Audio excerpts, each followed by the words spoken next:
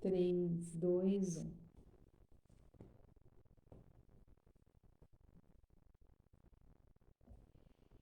3, 2, 1.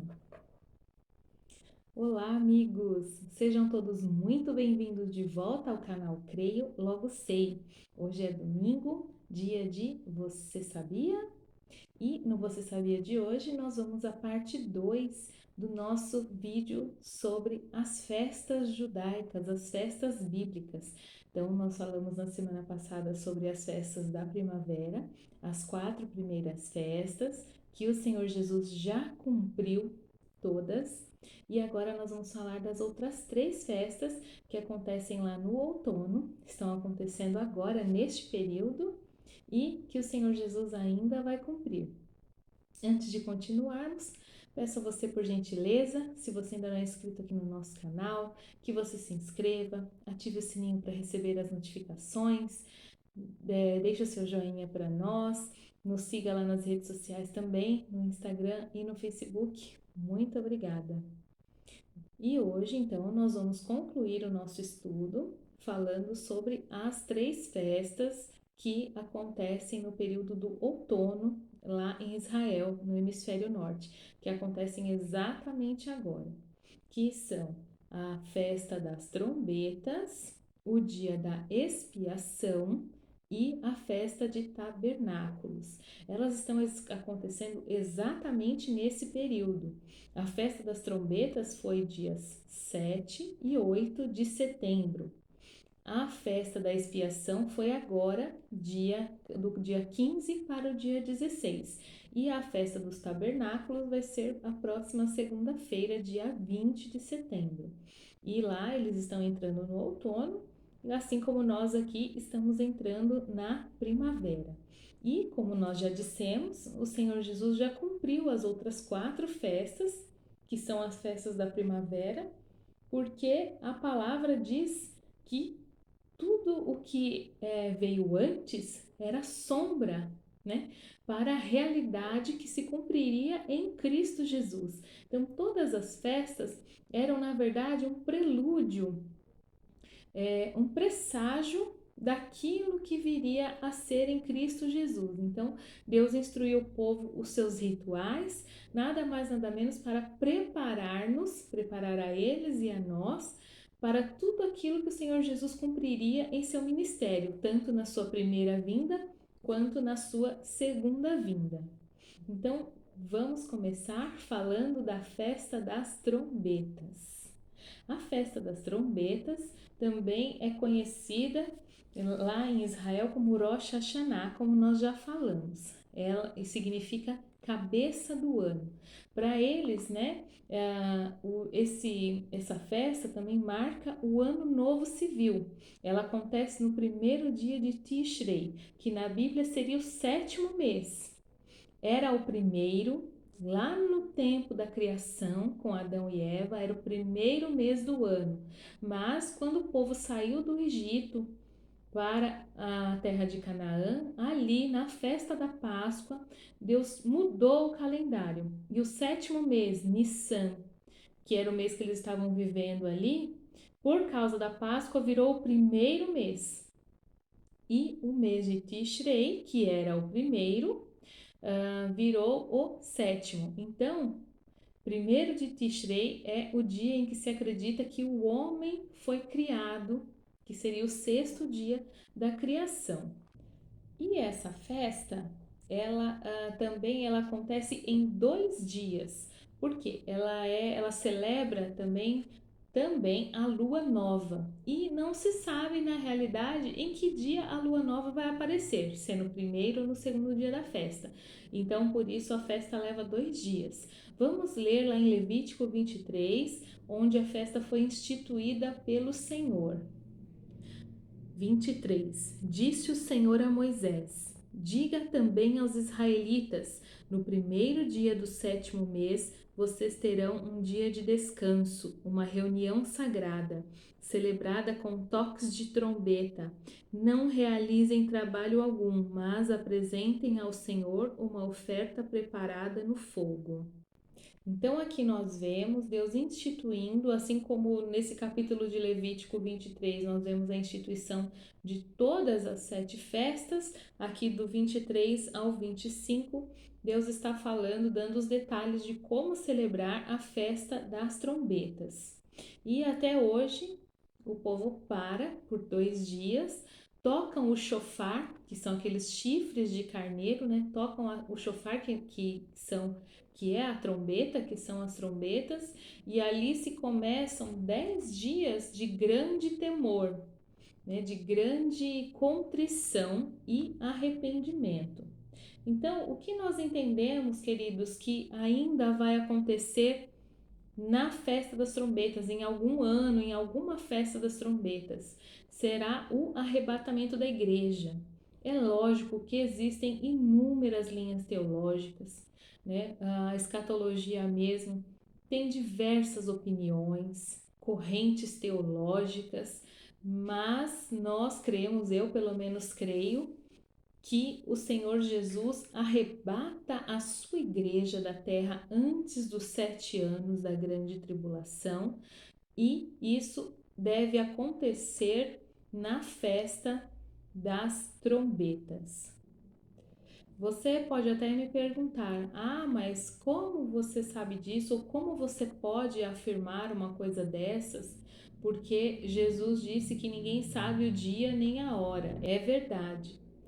Dizer ou acreditar que Jesus arrebata a sua igreja na festa das trombetas não quer dizer muita coisa. Por quê? Porque a festa acontece todos os anos e dura 2 dias. Então, na realidade, ninguém sabe o dia nem a hora. Mas se você vê o padrão de Deus trabalhar, a forma como as outras festas culminaram em Jesus, que tudo que era feito nas outras festas era simplesmente para mostrar Jesus, para como que se fosse assim uma imagem que você vê lá na frente que ainda vai chegar. Então você está de longe já contemplando uma imagem que está longe de você agora fisicamente, mas que no futuro você vai alcançar. Assim eram as festas bíblicas. Então Deus determinou as festas para que elas mostrassem Jesus que viria lá na frente. Então, se você levar por esse padrão, se você perceber o padrão de como Deus age das outras festas que o Senhor Jesus já cumpriu, fica assim, eu acredito que evidente, na minha opinião, que Jesus arrebate a sua igreja na festa das trombetas. Outro ponto para esse argumento de que ninguém sabe o dia nem a hora, nós podemos ver em 1 Tessalonicenses capítulo 5, versículo 4, que diz o seguinte: mas vocês, irmãos, não estão nas trevas para que esse dia os surpreenda como ladrão. Vocês todos são filhos da luz, filhos do dia, não somos da noite nem das trevas. Portanto, não durmamos como os demais, mas estejamos atentos e sejamos sóbrios, pois os que dormem, dormem de noite, e os que se embriagam, embriagam-se à noite.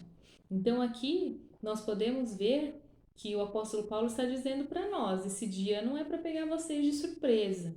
Então nós estamos vendo os sinais, nós temos a palavra de Deus para nos orientar, e esse dia vai pegar os ímpios de surpresa, as pessoas que não creem em Jesus de surpresa.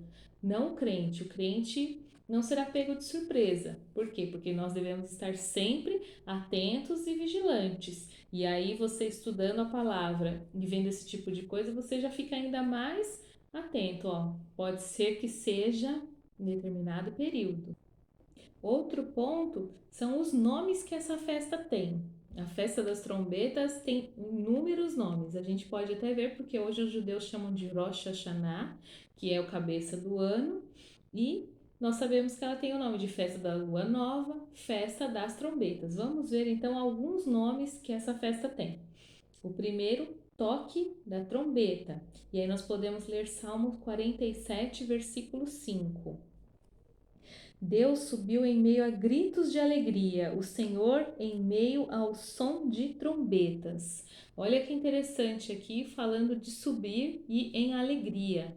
né? Então, eu creio que essa passagem corrobora, né, a teoria de alguns de que o arrebatamento da igreja se dará nesse dia, em meio ao som de trombeta e a gritos de alegria. Um outro nome que a festa tem é aclamação de alegria. E aí nós podemos ver no Salmos 89, versículo 15, que diz: Como é feliz o povo que aprendeu a clamar-te, Senhor, e que anda na luz da tua presença. Né? Falando de alegria, de aclamação ao Senhor, que certamente é o que irá acontecer no arrebatamento, quando os mortos ressuscitarem e os que estiverem vivos simplesmente de uma hora para outra, num piscar de olhos, não estiverem mais nesse mundo, né? Outro nome que essa festa tem é Última Trombeta. E aí nós podemos ler alguns textos lá no Novo Testamento, como 1 aos Coríntios 15, do 51 ao 54.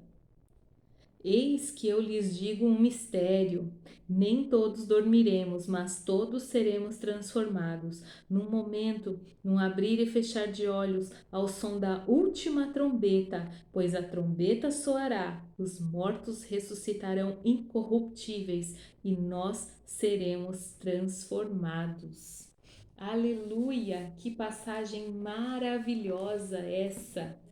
Que consolo sabermos que estaremos para sempre com o Senhor, que os mortos ressuscitarão primeiro e aqueles de nós que estivermos vivos, num abrir e fechar de olhos, já não estarão mais aqui. De repente, e estaremos com o Senhor para sempre.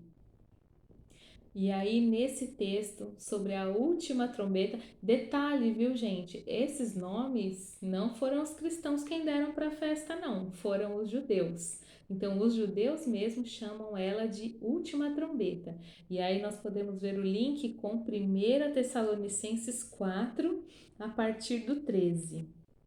Irmãos, não queremos que vocês sejam ignorantes quanto aos que dormem, para que não se entristeçam como os outros que não têm esperança. Se cremos que Jesus morreu e ressurgiu, cremos também que Deus trará, mediante Jesus e com ele, aqueles que nele dormiram. Dizemos a vocês, pela palavra do Senhor, que nós, os que estivermos vivos, os que ficarmos até a vinda do Senhor, certamente não precederemos os que dormem, pois, dada a ordem com a voz do arcanjo e ressoar da trombeta de Deus, o próprio Senhor descerá dos céus e os mortos em Cristo ressuscitarão primeiro. Depois nós, os que estivermos vivos, seremos arrebatados com ele nas nuvens para o encontro com o Senhor nos ares, e assim estaremos com o Senhor para sempre. Consolem-se uns aos outros com essas palavras. Glória a Deus, que maravilhoso é relembrar, é saber que o Senhor não nos deixará, que o Senhor nunca nos deixou e que Ele em breve virá nos buscar. Vivos ou mortos, estaremos para sempre com o Senhor.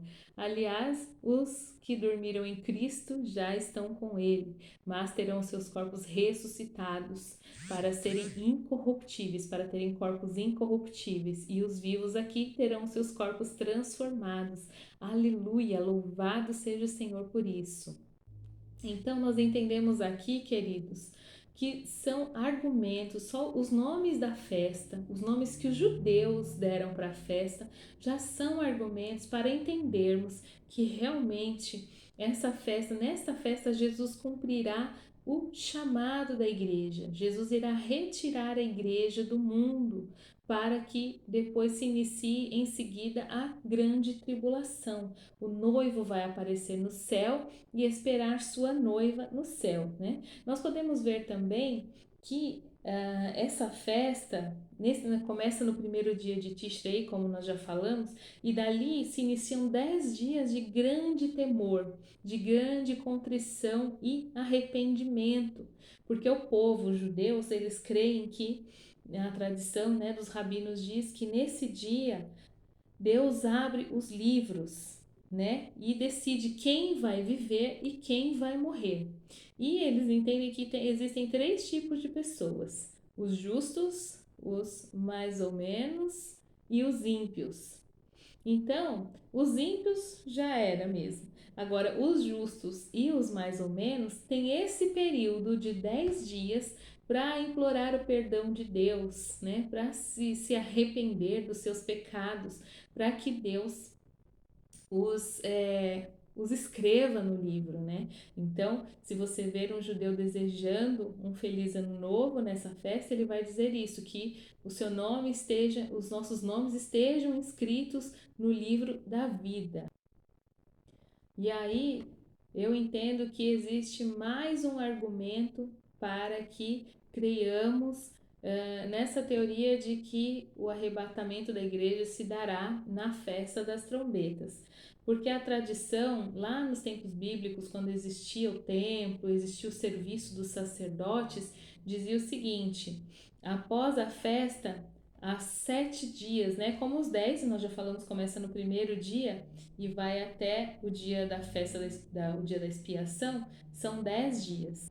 Então, a festa acabou, conta-se 7 dias, 3 já foram, conta-se mais 7 para o dia da expiação. E o que acontecia com o sacerdote no tempo, nos tempos bíblicos, nos tempos em que o templo estava de pé, nesse período? Ele se escondia, o sacerdote e mais um outro que poderia ser o seu substituto, em caso de se acontecesse alguma coisa com ele, se escondia para se proteger, para realmente estar completamente santificado, para que nada o deixasse impuro, né? Por exemplo, a pessoa está na rua e, sei lá, tocou num morto, numa mulher, em regra, aquele monte de leis, né?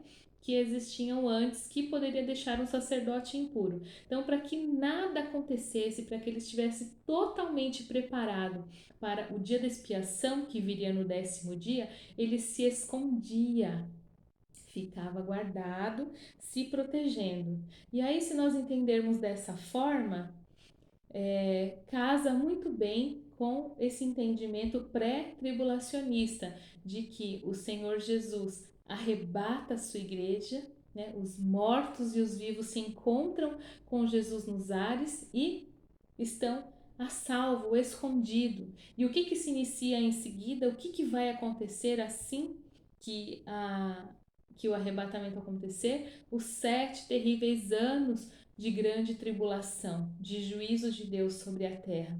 Então, até nesse detalhe, né, da tradição da festa, nós podemos ver links com o que nós cremos, né, sobre o fim dos tempos. Então, concluindo a festa das trombetas, nós entendemos que ela é um despertamento. Já nos dias de hoje sempre foi esse o intuito da festa, de despertar o povo para se arrepender, para se voltar para o Senhor, né? Então, nós crentes em Jesus, sabendo, conhecendo as profecias, conhecendo a palavra de Deus, entendemos que temos de estar despertos, não podemos estar dormindo. Então, estejamos despertos realmente, atentos, vigilantes, como a palavra diz inúmeras vezes, vamos estar vigilantes, porque o noivo vem, ele não tarda. E eu creio que seja numa festa das trombetas. E aí, então, passados 7 dias, que acabou a festa das trombetas, inicia-se o dia da expiação. E assim como a palavra para a festa das trombetas é despertamento, a palavra para o dia da expiação é arrependimento, é dia de contrição. E essa festa está escrita lá em Levítico 23, do 26 ao 32. Vamos ler? Disse o Senhor a Moisés: o 10º dia deste 7º mês é o dia da expiação. Façam uma reunião sagrada e humilhem-se e apresentem ao Senhor uma oferta preparada no fogo. Não realizem trabalho algum nesse dia, porque é o dia da expiação, quando se faz a propiciação por vocês perante o Senhor, o Deus de vocês. Quem não se humilhar nesse dia será eliminado do seu povo. Eu destruirei do meio do seu povo todo aquele que realizar algum trabalho nesse dia.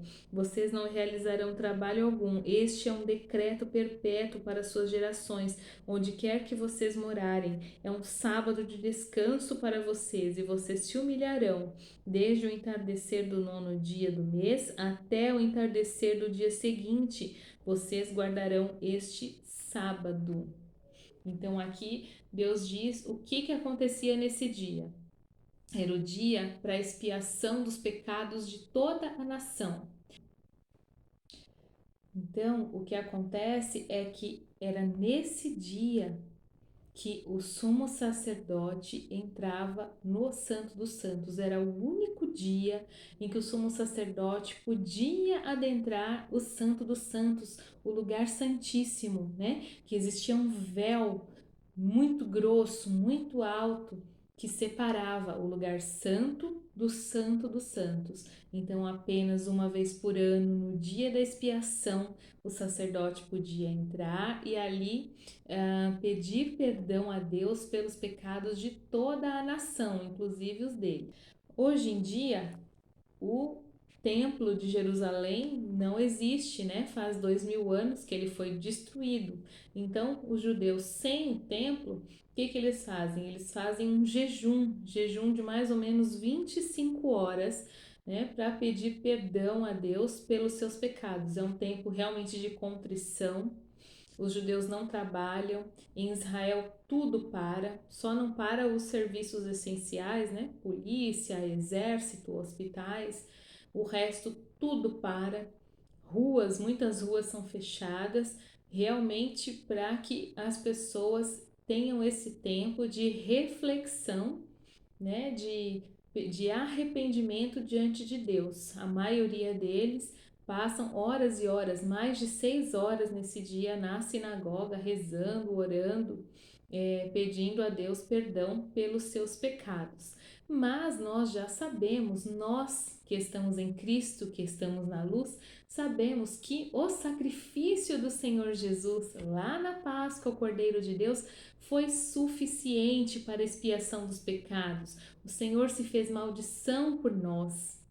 O Senhor se sacrificou por nós e não existe mais essa necessidade desse jejum em pedir perdão e desse ritual todo em pedir perdão a Deus, para que o seu nome seja inscrito no livro da vida. Nós sabemos que a salvação não é pelas obras, não é pelo meu muito jejuar, pelo meu muito fazer, mas sim por crer na obra redentora do Senhor Jesus lá na cruz do Calvário. Aleluia! E nós entendemos, né, a minha opinião é de que na festa, no dia da expiação, esse dia da expiação será a grande tribulação, né? Terá como seu ápice a grande tribulação. Entendendo que se a igreja for arrebatada na festa das trombetas, dali se iniciam 7 anos de grande tribulação, assim como existem os 7 dias que separam a festa de trombetas do dia da expiação. Exatamente 7 dias, 7 anos, que seria até a última semana de Daniel. Então, será um tempo de provação extrema para o povo judeu. Existem diversas passagens no Antigo Testamento que chamam esse tempo de o dia do Senhor, o dia da angústia de Jacó, e falam que serão tempos terríveis, tempos de trevas, tempo de desolação. Por quê? Porque o povo judeu, povo, né, especial para Deus, que Deus separou, que Deus constituiu, que Deus guardou e guarda até hoje, está distante de Deus, porque não creem no Senhor Jesus, não receberam a Jesus, como João diz. Ele veio para o que era seu, mas os seus não receberam. Esse povo está endurecido hoje em dia. E esse dia da expiação, né, esses 7 anos de tribulação, entendemos que será para isso, para que os judeus sejam salvos, se convertam. E vai ser da pior maneira possível. vai ser na base da dor, né? Desde pequena eu escuto isso: quem não vem pelo amor, vem pela dor. Venhamos pelo amor, em nome de Jesus. Se você ainda não veio para Jesus, venha pelo amor, não espere a dor, né? E também a gente pode dizer isso para quem acha, se eu não for arrebatado, eu posso ainda ser salvo na grande tribulação. Queridos, não espere a repescagem, porque vai ser terrível, terrível. Vai ser de cortar a cabeça, de extrema violência, de extrema perseguição.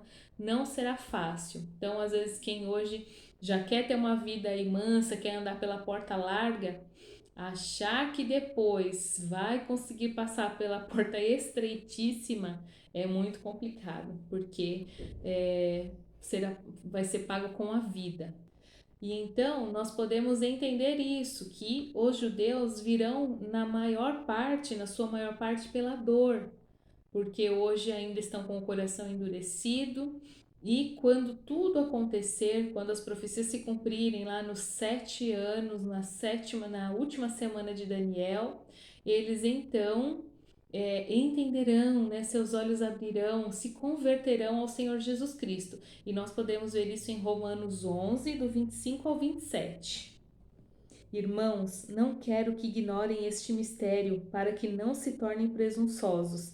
Israel experimentou um endurecimento em parte, até que chegue a plenitude dos gentios, e assim todo Israel será salvo, como está escrito: virá de Sião o Redentor, que desviará de Jacó a impiedade. Esta é minha aliança com eles, quando eu remover os seus pecados.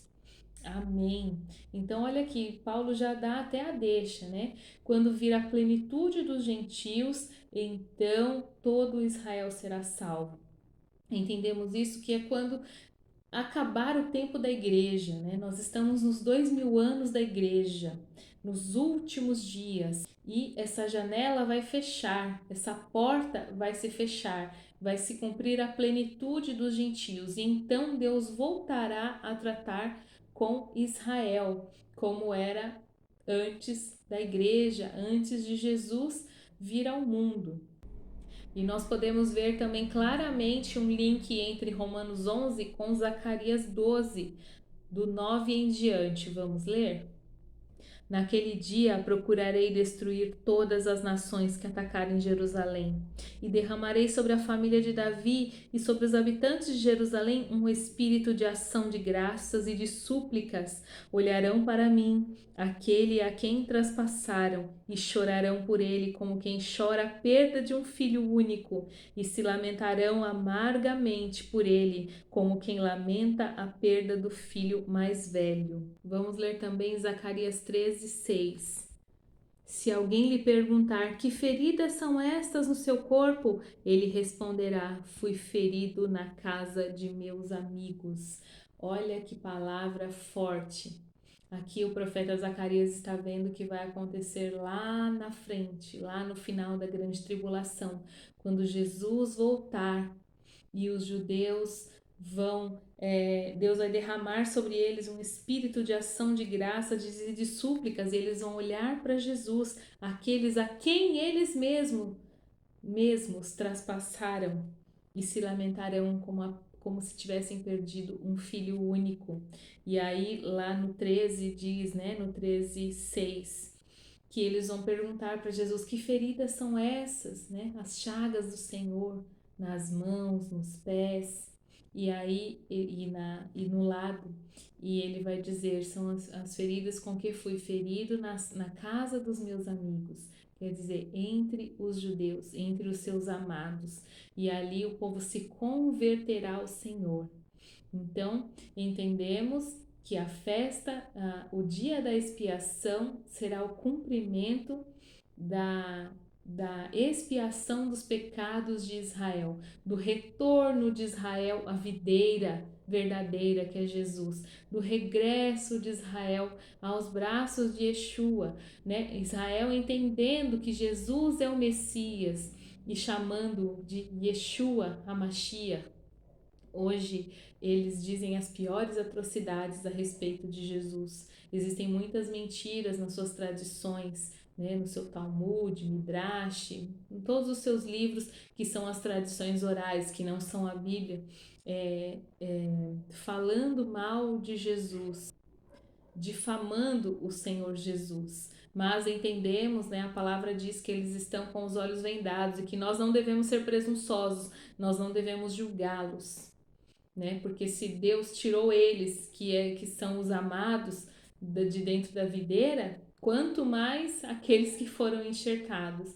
Então nós devemos apenas orar por eles, para que o tempo dos gentios se complete, que Israel todo seja salvo, que também diz na Bíblia que nós faremos ciúme neles, né? Então nós temos que mostrar a eles que conhecemos as Escrituras, que conhecemos todas as promessas de Deus, que conhecemos as festas bíblicas, né? E isso lhes causará ciúmes. Olha, esse povo, quem são esses gentios que sabem tanto de Deus, tanto do Senhor, Deus Todo-Poderoso, né?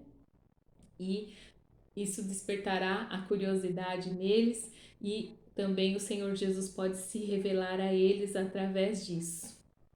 E por último, vamos à festa dos tabernáculos. E se trombetas é despertamento, expiação é arrependimento, tabernáculos é rededicação. Os judeus chamam essa festa de Sukkot, porque é o plural da palavra sukkah, que são as cabanas. Então, é nada mais do que a festa das cabanas. Vamos ler o que Deus diz em Levítico 23, na instituição dessa festa, 23, do 33 ao 36. Disse o Senhor a Moisés: diga ainda aos israelitas, no 15º dia deste 7º mês, começa a festa das cabanas do Senhor, que dura 7 dias. No primeiro dia haverá reunião sagrada, não realizem trabalho algum. Durante 7 dias apresentem ao Senhor ofertas preparadas no fogo, e no 8º dia façam outra reunião sagrada e também apresentem ao Senhor uma oferta preparada no fogo. É reunião solene, não realizem trabalho algum. Então aqui nós temos a última festa e a grandiosa festa de tabernáculos. Nós podemos ver aqui, pelo que Deus já tinha dito a Moisés lá atrás, que era uma grande festa que durava 7 dias e que pelo menos no primeiro e no 7º dia não se deveria trabalhar. Então, aqui, queridos, nós podemos entender de duas formas. Jesus já cumpriu parcialmente a festa dos tabernáculos quando esteve neste mundo entre nós. Lá em João, quando diz que o Verbo habitou entre nós, a palavra ali no original significa tabernaculou, significa que o próprio Deus estava aqui no nosso meio. Então, Deus, o próprio Deus, esteve aqui por cerca de 33 anos. Mas o ápice dessa festa vai ser no milênio, quando Jesus voltar à terra, que todo olho verá, né? Como um relâmpago que se mostra, que sai do Oriente e se mostra no Ocidente, todo o olho verá o Senhor Jesus. Ele vai matar o anticristo com o sopro da sua boca e começarão 1000 anos de reinado do Senhor Jesus na terra com cetro de justiça.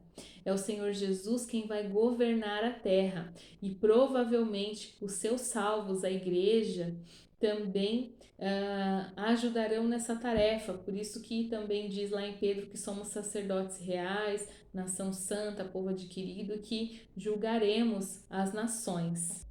Então entendemos que o Senhor estará por 1000 anos tabernaculando conosco, estará aqui vivendo realmente no nosso meio, literalmente no nosso meio, reinando literalmente. Hoje o Senhor reina, mas reina nos céus, ainda permite que o Deus deste século faça aí toda a sua maldade, mas no milênio isso não acontecerá mais, será um tempo de extrema, total paz.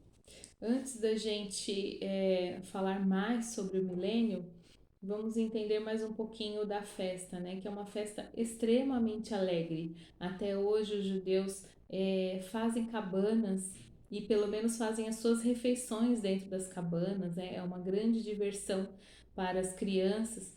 E não só isso, nos tempos de Jesus a festa sempre foi de grande alegria. E nós podemos ver lá em João 10 uma passagem muito interessante que no último dia da festa, o sacerdote, com uma bacia de ouro, ia até o tanque de Siloé, buscava água e derramava essa água diante do altar, pedindo por chuva. E o povo se alegrava, fazia uma grande festa, uma grande celebração a Deus.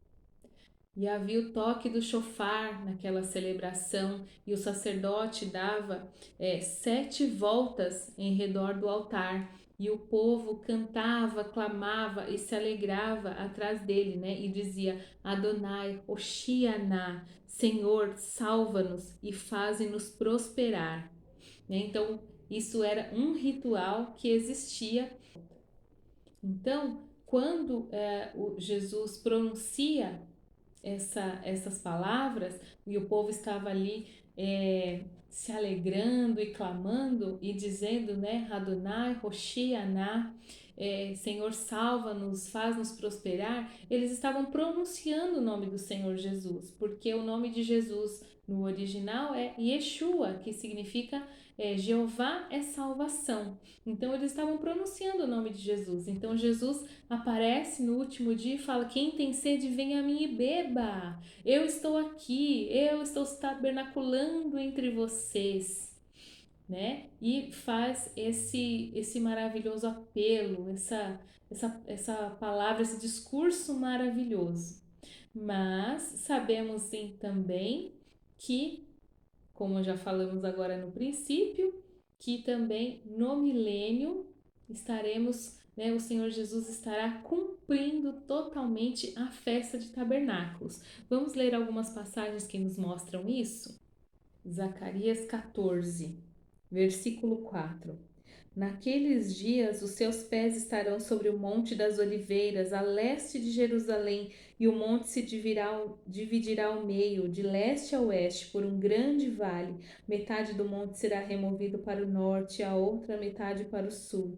Vocês fugirão pelo meu vale entre os montes, pois ele se estenderá até Azel. Versículo 6. Naquele dia não haverá calor nem frio, será um dia único, um dia em que o Senhor conhece, no qual não haverá separação entre dia e noite, porque mesmo depois de anoitecer haverá claridade. Naquele dia águas correntes fluirão de Jerusalém, metade delas para o mar do leste e metade para o mar do oeste. Isso acontecerá tanto no verão como no inverno. O Senhor será rei de toda a terra. Naquele dia haverá um só Senhor, e o seu nome será o único nome. E agora o ápice, o versículo 16 de Zacarias 14 diz o seguinte: então os sobreviventes de todas as nações que atacaram Jerusalém subirão ano após ano para adorar o Rei, o Senhor dos Exércitos, para celebrar a festa das cabanas. Se algum dentre os povos da terra não subir a Jerusalém para adorar o Rei, o Senhor dos Exércitos não virá para ele a chuva. Olha só, queridos, a festa dos tabernáculos será promovida, será festejada todos os anos do milênio, e as nações que não forem a Jerusalém para celebrar o Senhor na festa dos tabernáculos não terão chuva.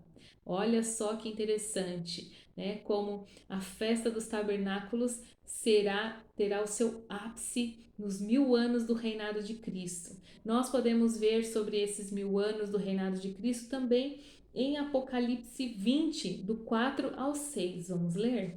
Vi tronos em que se assentaram aqueles a quem havia sido dada autoridade para julgar. Vi as almas dos que foram decapitados por causa do testemunho de Jesus e da palavra de Deus. Eles não tinham adorado a besta nem a sua imagem, não tinham recebido a sua marca na testa nem nas mãos. Eles ressuscitaram e reinaram com Cristo durante 1000 anos. O restante dos mortos não voltou a viver até que se completarem os 1000 anos. Esta é a primeira ressurreição. Felizes e santos são os que participam da primeira ressurreição. A segunda morte não tem poder sobre eles, não serão sacerdotes de Deus e de Cristo, reinarão com ele durante 1000 anos. Aqui então mostra mais uma vez que a igreja, que os salvos reinarão com Cristo durante esses 1000 anos de gozo, alegria e de tabernáculos no nosso meio. Então nós entendemos que o Senhor Jesus cumprirá as 3 festas, né? Claro que aqui também, como a gente já falou no início, tem muito da nossa opinião a respeito da festa das trombetas. Os pós-tribulacionistas entendem que a festa das trombetas e a expiação seria uma coisa só, a igreja passando aqui pela grande tribulação, né? Nós entendemos que é mais evidente, que é mais claro o texto, a Bíblia, o padrão de Deus continuando sendo dessa forma.